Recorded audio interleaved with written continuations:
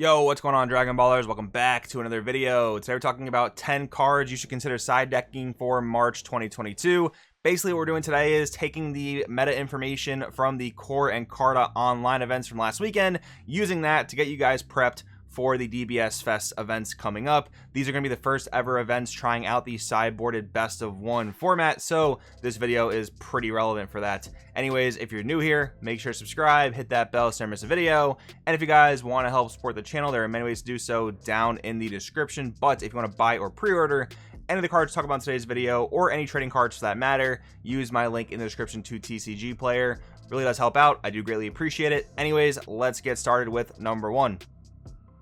First card we're talking about is Koitsukai. Main reason we're talking about this is because King Piccolo had a very big weekend throughout the online events, and I don't really expect that to change going into the DBS Fest. The odd thing about King Piccolo is there's not really that great of a way to directly sideboard for it, but Koitsukai is one of those cards that can harm King Piccolo as well as several other decks in the format. So the other nice thing is that Koitsukai hits the Android 18 mill deck, which is another deck that happened to win over the course of the weekend. So this is really like a good coverall card, especially when the meta is kind of like in this mid-rangey space. Like, think about other random decks it hits. It hits Janemba Mill when they're going to counterplay with Zamasu Eliminator, amongst other things. It hits Cooler Mill when they're going to go for the Tyrannical Assault plays or even their own Oceanus plays. It actually hits most blue decks as well, because most blue decks are playing Oceanus. Like, Koitsukai is just such a really good cover-all type of sideboard card that pretty much any deck can play.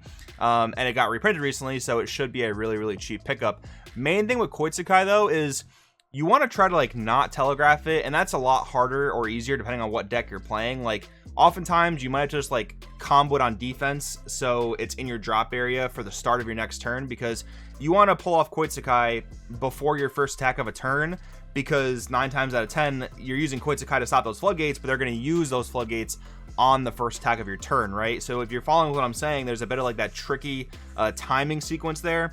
But yeah, you want to try to set that up as seamlessly as you can. But if you're a deck that has like natural discard outlets, that's even better for Koitsukai. So yeah, still a card that's probably good in just about any deck. Then we have Dark Power Black Mass Sand. Okay, so the first thing I want to talk about here is that this card is actually not that great against King Piccolo, and here's why. So yes, King Piccolo is a deck that plays battle cards via non-keyword skills that would proc BMS, but the thing with BMS is once you play it against King Piccolo, it's not really going to affect King Piccolo's turn 1 or 2, because they're just playing a 1-drop and then the Unison the following turn. And now if you play a battle card for the rest of that game or use a counter, you're running the risk of your BMS just getting popped for free, because either Piccolo is going to trigger to kill it, the Unison, or they're going to just Yamcha counterplay whatever the next card you play is and then hit the BMS, right? So that's the main reason why BMS is actually not all that effective against King Piccolo. But there is a matchup that I do really like BMS, and that's against Yellow Trunks, because their entire Awakened Leader is based around reviving 1-drops for free, right? So that'll be a pretty big nuisance for them to have to deal with. I will say, though, even against the Yellow Trunks matchup, BMS is not the best past like turn 2, especially if your opponent goes first, because once they have their 3-drop Trunks online, if you play this, it's going to get rested unless you can somehow bait out that effect, right? But yeah, it is still effective, especially if you see it turn 1, and ideally you want to play BMS turn 1 no matter what matchup you're going up against, because it just takes up your turn 1 energy, and then your following turns you can actually start, like, you know, meeting your deck's requirements and getting your deck's game plan going. But yeah, just some minor things about BMS. It seems like this card's still always a solid sideboard option, but gets worse and worse as time goes on, which honestly it probably should, because the card's really annoying and it should have outs, but it seems like more and more decks get more and more outs as we get more formats. But still, in the right situation, can be good. Also helps deal with rogue decks like, I don't know, random Agent of Destruction decks. There are random things that BMS can hit, so it is a good coverall in the sideboard. Then we have Super Kamehameha and Vegeta Resolve Renewed. Okay, so at this point in these sideboarding videos, this is like a staple. We always talk about counter plays that help you deal with your opponent's floodgates. Super Kamehameha being the main example in black, and Vegeta Resolve Renewed actually being kind of like the new poster boy for red in this arena, right? Nice thing about Vegeta Resolve Renewed is that it hits cards like Oceanus as well as Mecha Freezer, Robotic Riposte. There are some that it doesn't hit, though, and in that case you might want to look at a card like Omen of Awakening, especially if you're playing King Piccolo and you're afraid of like Topo Righteous Aid. But for the most part, Vegeta does hit most things you're looking to hit. Super Kamehameha pretty much hits all the floodgates as well, so that's great. This is going to be pretty color dependent, so whatever color you're playing, you got to kind of know the best floodgate to play for that color. But yeah, these types of cards are very, very essential right now. A lot of them you'll find in main decks, but with sideboard best of one, you can choose to main deck whatever you want and sideboard whatever you want, and it's all kind of like your main deck, and you're just picking the best, you know, 50 or so cards to play with in a given game, right? So that's kind of how it works. Then we have Protector of the People. Okay, so I think this is a good recommendation right now because aggro is making a comeback. We haven't really seen crazy aggro decks, and don't get me wrong, the aggro decks of this format are not crazy like we've seen in the past. Like, there's no turn 2 King Vegeta out there, right? But there are some pretty solid aggro decks like King Piccolo, like U7 Goku, like Gogeta Xeno, where Protector of the People can net you a lot of value on a turn where your opponent's looking to go in, and these types of decks don't have counters to actually stop this. So this card can pretty much just like buy you a turn. So if you're playing a non-blue deck that can't play Bean, or maybe like a non-yellow deck that can't really play like Nimbus or Forbidden Power, and you don't really want to rely on the battle card floodgates because they are kind of susceptible to counterplay, this is a great option. So we're gonna get through the rest of the video, guys. Real quick, a word from today's video's sponsor. Yo, Dragon Ballers, real quick, I need to let you guys know about 2 events that are coming up soon, being hosted by PPG. All the info will be down in the description, but we have the Dragon Ball Super Card Game Fest from March 26th to the 27th. This is going to be the first ever event where they are trying out the sideboarded best of 1 format. Besides that, it'll just be a celebration of the Dragon Ball Super Card Game, so you're not going to want to miss it. The other one is for organized play through the Pro Play Tour. We have the regional qualifier April 2nd in Kentucky, shots to the Midwest, so you're definitely not going to want to miss that. Shout out to PPG because they run awesome tournaments, but also besides that, this is the thing I've been concerned about in the past, where these tournaments just don't get enough advertisement. So shout out to PPG for doing more and putting in more work to advertise these events. I hope to see you guys there. Let's get back into the video. All right, guys, getting back into the video. This next slide pretty much just represents cards that are able to actually deal with Son Goku Ultra Mastery, and the fact that it is a deflect bomb makes that pretty difficult. But in yellow, I really like Hellfighter 17 because you're able to negate Ultra Master's effects, so it's not dual attacking you, not double striking you, and not looking at your hand.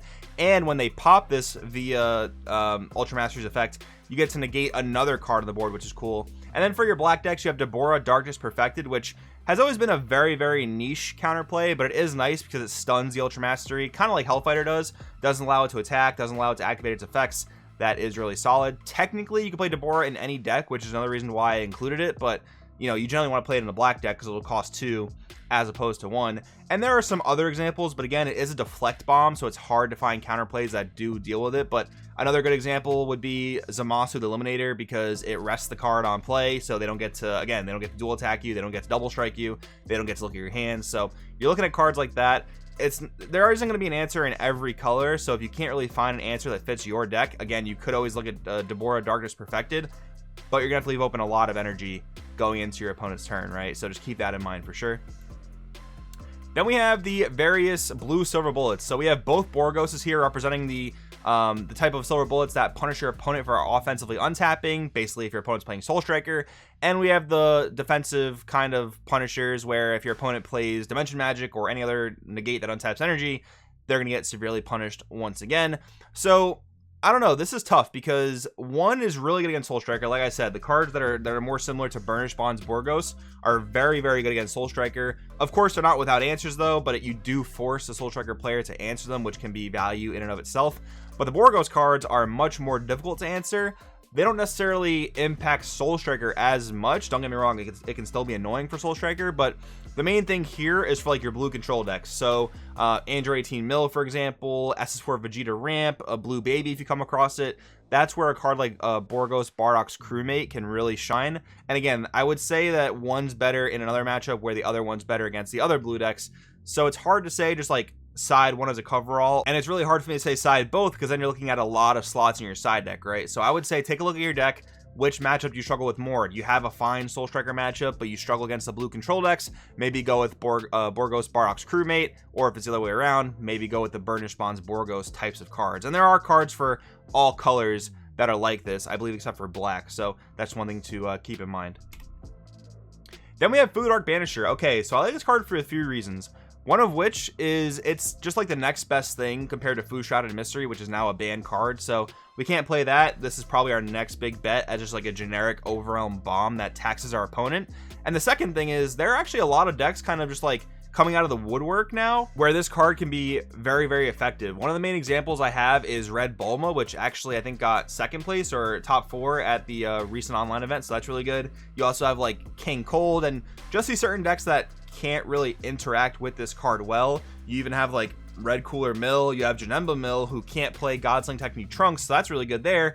They can play Zamasu the Eliminator to rest this, but if you already have an established board, they're still going to get taxed on whatever they have to defend. Besides that, you can even be running counterplays, like depending on what color you're playing, to stop the auto of Zamasu the Eliminator, right? So this card does feel like it can pick up a lot of value in the side deck, in my opinion, especially against the right matchups.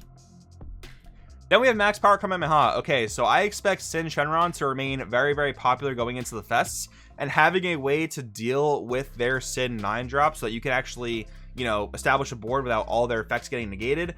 I think that's very, very important.